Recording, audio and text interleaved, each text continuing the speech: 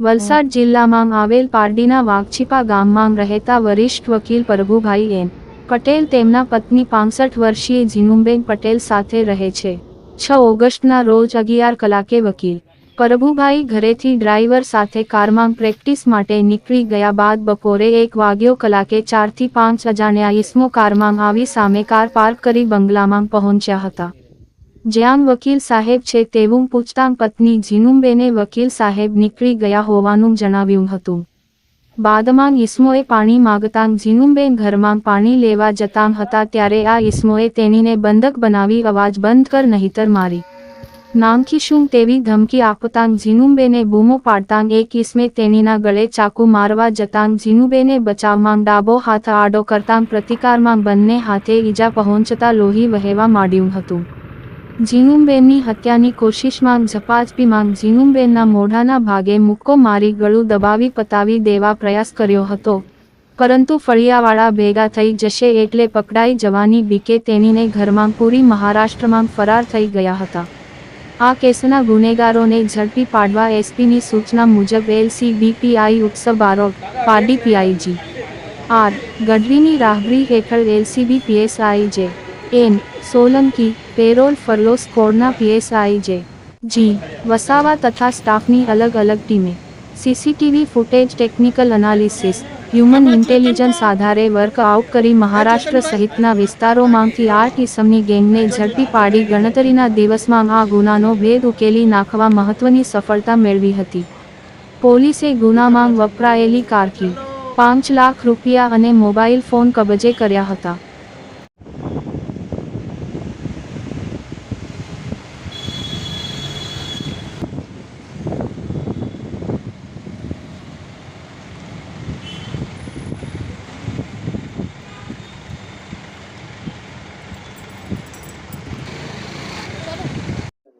છઠ્ઠી સપ્ટેમ્બર 2024ના રોજ બપોરના સમયે પારડી પોલીસ વિસ્તારના વાઘછીપા ગામના અંબાજ ફળિયામાં એક ગેંગ ગાડી સાથે આવી હતી અને ગેંગે ઘરમાં ધાડ પાડવાની કોશિશ કરી હતી અને ધાડ પાડવાની કોશિશમાં નિષ્ફળ જતા તેમણે ઘરમાં જે હાજર જે બેન હતા એમની પર જીવલેણ હુમલો કર્યો હતો.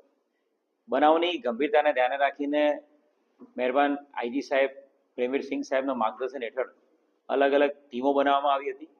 બનાવવાળી જગ્યાથી માંડીને તમામ વિસ્તારના સમગ્ર હાઈવેઝ અને એની સાથે સાથે વાપી, વલસાડ તમામ સીસીટીવી કેમેરા ચેક કરવામાં આવ્યા હતા અને ગંભીરતાને ધ્યાને રાખીને ક્રાઇમ એસઓજી અને તમામ ટીમો આમાં લાગી હતી અને ખૂબ મોટી સફળતા આ સમગ્ર બનાવ જે ધાડ અને લૂંટને અંજામ આપવા આવેલી ટોળકીનો આખો પર્દાફાશ કરવામાં વલસાડ જિલ્લા પોલીસને સફળતા મળી છે, વલસાડ ક્રાઇમ બ્રાન્ચને સફળતા મળી છે અને કુલ 8 આરોપીઓને પકડી પાડવામાં આવ્યા છે. આ જે ઘર છે એ એક વકીલ સાહેબ છે, છેલ્લા 40 વર્ષથી એમની વકીલાતની પ્રેક્ટિસ છે અને એ ત્યાં વાઘછીપા અંબાજ ફળિયામાં ઘણા વર્ષોથી રહે છે. આ વકીલ સાહેબના ત્યાં છેલ્લા ઘણા વર્ષોથી એક વ્યક્તિ ડ્રાઈવર તરીકે નોકરી કરે છે. એ ડ્રાઈવરની વાતોચીતોમાંથી એક એમના જે સસરા છે ડ્રાઈવરના, એ ભરત ઉર્ફે ભરત લંગડો, એની વાતોચીતોથી એને વકીલ સાહેબના ઘરમાં મોટી રોકડ રકમ, મોટા સોના ચાંદીના દાગીના અને વધુ પૈસા હોવાની એને શક્યતાઓ લાગી હતી અને એના આધારે સૌથી પહેલા આજથી 2 મહિના પહેલા ભરતે આખો આ પ્લાન જે વકીલનું ઘર છે એની પર ધાડ પાડવાનો પ્લાન બનાવ્યો હતો.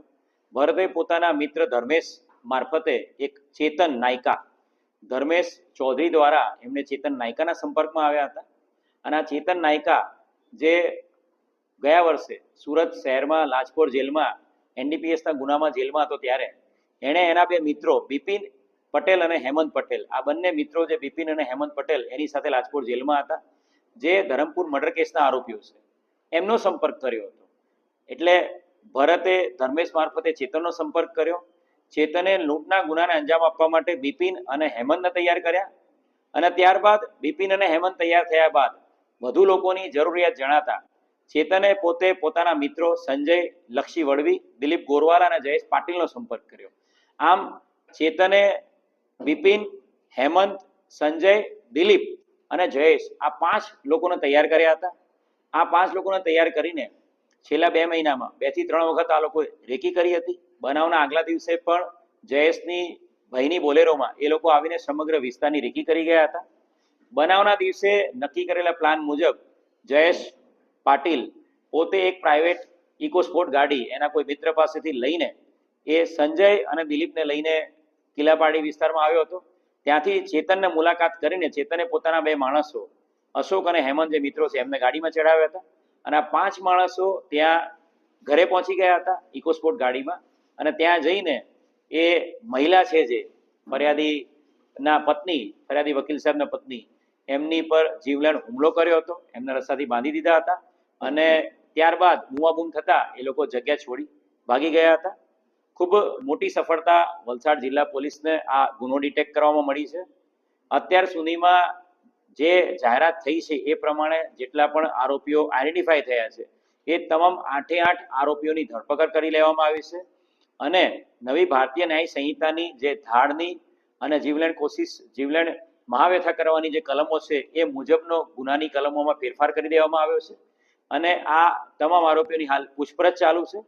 આરોપીઓનો ગુનાહિત ઇતિહાસની વાત કરું તો જયેશ પાટીલ મહારાષ્ટ્રમાં મનોર પોલીસ સ્ટેશનમાં પણ લૂંટના ગુનામાં 2019માં પકડાયેલો છે. ભરત ઉર્ફે ભરત લંગડો જે આખી બનાવનો માસ્ટર માઇન્ડ છે એની વિરુદ્ધમાં પણ વલસાડની એસીબી પોલીસ સ્ટેશનમાં ભ્રષ્ટાચાર અધિનિયમ મુજબનો ગુનો દાખલ થયેલો છે. બિપિન અને હેમંત બંને ખાસ મિત્રો છે અને બંને એક જ મર્ડર કેસમાં 2016ના ધરમપુરના મર્ડર કેસના આરોપીઓ છે. અને જે ચેતન નાયકા છે જે ભરતની સાથે સાથે આ તમામ ગેંગ ઊભી કરવામાં મુખ્ય ફાળો છે એની વિરુદ્ધમાં પણ 2016માં નવસારીના ચીખલીમાં એનડીપીએસનો ગુનો દાખલ થયેલો છે.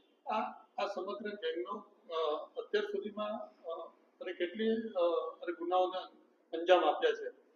હાલ જે આ ગેંગ છે પહેલી વખત જ આ વખતે ઓપરેટ કર્યું છે. આ જે આરોપીઓ છે જે 5 જે મુખ્ય જે ગયા હતા ધાડ કરવા માટે એ લોકો પહેલી વખત એક સાથે આ કામને અંજામ આપવાની કોશિશ કરી છે. જે ગુનાહિત ઇતિહાસની મેં વાત કરી એ પ્રમાણે અલગ અલગ ધાડ, મર્ડર, લૂંટ એવા ગુનાઓ પહેલા એનડીપીએસ એવા ગુનાઓ